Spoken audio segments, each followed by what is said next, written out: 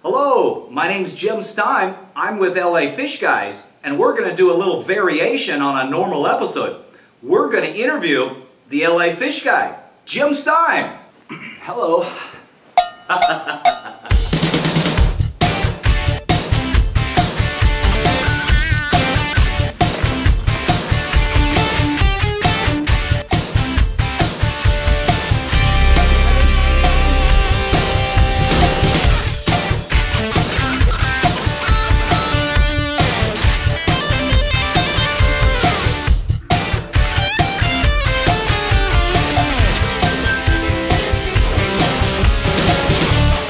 Jim, tell us, who is Jim Stime? Well, that's a good question. Born in 1958. I was a native to California. Our family moved back to South Dakota in 1973. The family moved back out to California in 1979. I worked for my father for the first few years. I worked for a company who made purified water vending machines, pH, conductivity, and temperature instrumentation, as well as transfer pumps. Lo and behold, I had no idea that that was going to become the foundation for my understanding of essentially water purification. Tell me a little bit about how you got involved in the fish business to begin with. In 1987, I got a job working for Marineland Aquarium Products. I was their customer service person for almost 6 years. Lost most of my hair as a result of. Left there in 1993. Knew I needed a job, and I relied on what I knew, which was fish, and so I ended up immediately taking a job working part-time, actually full-time, in a tropical fish store called Tidal Wave. And the funny thing was, he said, you'll probably start out 1 or 2 days doing service, and the rest of the days in the store. And as it turned out, it was 1 or 2 days in the store and the rest of the days doing service. I mean, to be honest with you, that's where the money's at. That's where the excitement's at. Retail can be a little bit of a difficult thing. Doing what you enjoy, fish tanks, can be an enjoyable thing. So tell me a little bit about aquarium design. How did that come around? In 1999, I was able to purchase the service accounts from the shop I worked at, and that was the official beginning of aquarium design. And so tell me a little bit about aquarium design. Aquarium design is my aquarium maintenance business. It's served as the foundation financially, as well as a number of other levels for creating where I've kind of gotten today. I think at one time when I bought the accounts, there might have been 30 accounts.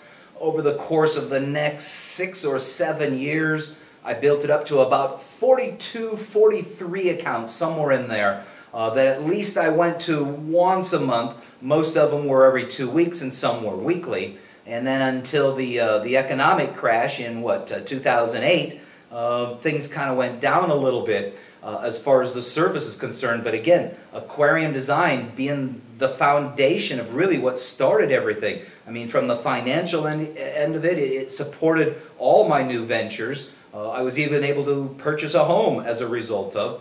And of course now, aquarium design is the foundation, or kind of the main story or plot line for most of the LA Fish Guy episodes. At least it's been like that up until now. And don't you have a website by the name of myfishtank.com? Myfishtank.com was my interpretation of how I could do an internet business, e-commerce, and facilitate all the aspects that had to go together.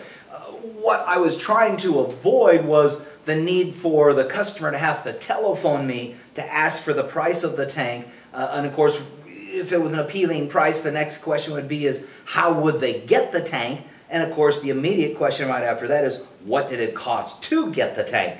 At least as far as shipped to them. My first year of business, I went the route of the manufacturer's version, which is to wrap the tank in plastic and strap it to a pallet. That first year of business, I think I had 18 shipments, of which 6 arrived damaged. I quickly realized that I had to crate the shipment to protect it.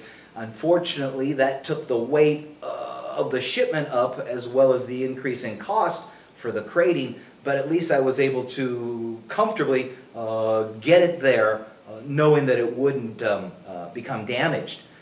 And actually myfishtank.com, which the other flip side of it is, once you put that tank into the shopping cart, it knew the footprint of the tank, and it would begin to promote to you the components that would match that particular tank, such as an internal overflow, colored backs, stands and canopies. It also knew what the volume of the tank was, and it could then recommend to you the size of the filter, the wet-dry trickle filter. It would recommend to you the size of the water pump.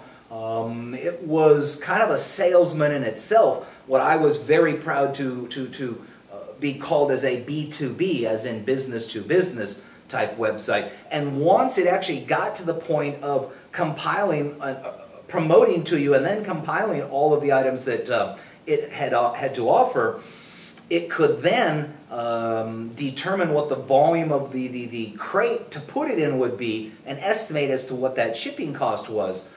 And it would then send that information, whether it be to Federal Express for a ground shipment or the freight company for a truck shipment, and it would gather back what those rate costs would be. So that without having to make a telephone call, you could literally sit at your keyboard and shop for the tank that you wanted, the colored back you wanted, the type of filter system that you wanted.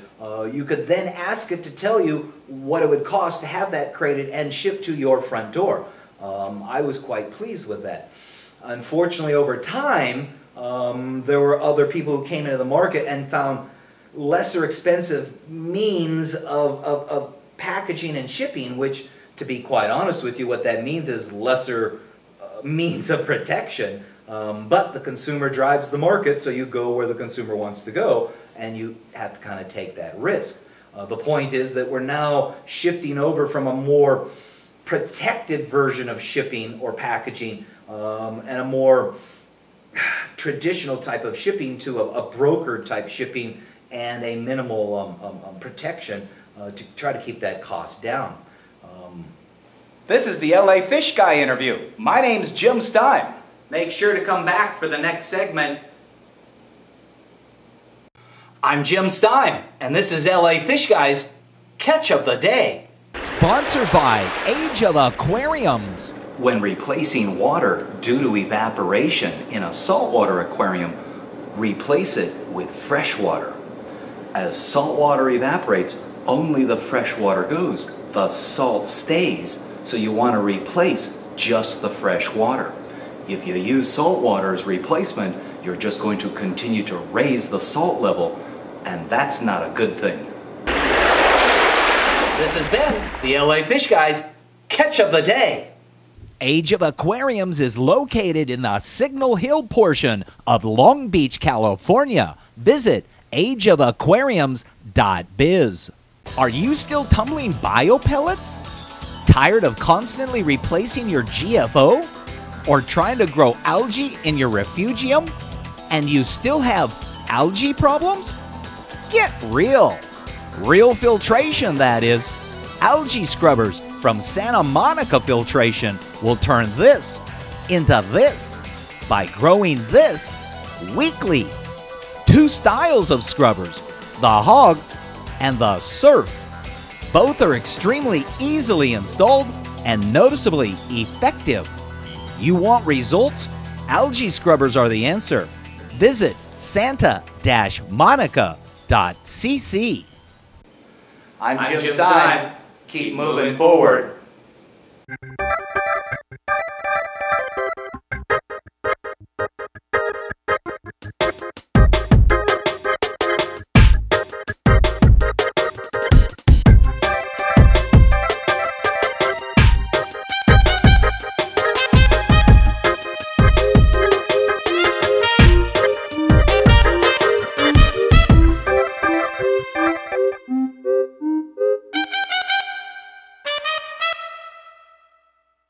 Do you have an aquarium question?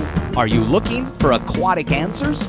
Just key in wetwebmedia.com. Wet Web Media has information on freshwater, marine, brackish, and planted aquariums. Wet Web Media is staffed by the capable Wet Web Media crew. Check today's facts, ask questions, or search keywords. That's wetwebmedia.com. Now, tell me a little bit about Midwater Systems. Midwater Systems started in 2005, maybe just a little bit before then in the thinking stages, but it officially began in about 2005 with its DBA.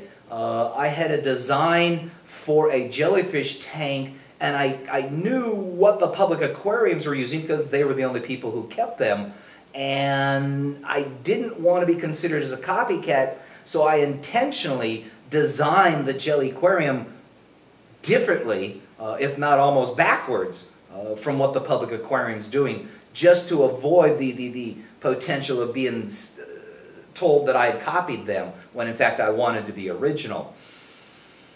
Jelly Aquarium, the original version, really didn't catch fire like I was hoping it would. I was looking for something that would be new and neat into the hobby, but unfortunately its cost was too high. And part of the reason that its cost was high was when I went about designing it, I was aspiring to what a public aquarium employee would think. And they tend to have kind of a over thick, over heavy duty, valves on everything. And that's who I was trying to appeal to, because that's where I figured the market would be, or at least start out. Now, weren't you involved in producing jellyfish or tanks to produce jellyfish? Over time, the jelly aquarium tank itself hasn't really caught on. What's interesting, though, is its daughter products, which are a result of me learning how to produce jellyfish. Its daughter products, such as a tank referred to as an Ephyra tank, then there's a grow-out tank, or there's a combination of the Ephyra tank and a grow-out tank. There's a couple of large tumblers, as they call them, that rotate the jellies. So the accessory products, or what I refer to as the daughter products, are still relatively popular. And I'm quite excited that I was approached by a public aquarium who wants to do a blue ring octopus display, and they needed to design a tank that was secure so that the little fellow couldn't get out and hurt anybody. And so they approached me, and we're in the midst of designing that. And even if that design does work out to the desire of the public aquarium, it still has to be approved by the Fish and Game Department in that particular state. So there's a few challenges there, of which I like those challenges, and that's kind of why I got into all of this. So in the long run, Jelly Aquarium is kind of we did also just score on the largest tank I've ever built, Jelly Aquarium-wise, which is a big 60-inch tank. This will be a complete in-wall system going to Saudi Arabia. So it's an international shipment as well, so I'm quite excited about that. So in a sense, the Jelly Aquarium is still there. It just didn't catch fire as much as I wanted it to. So with those three businesses going, how did the LA Fishguys kind of come about? Come back for the next segment. That's a pretty cool t-shirt you got there, dude. My name's Jim Stime.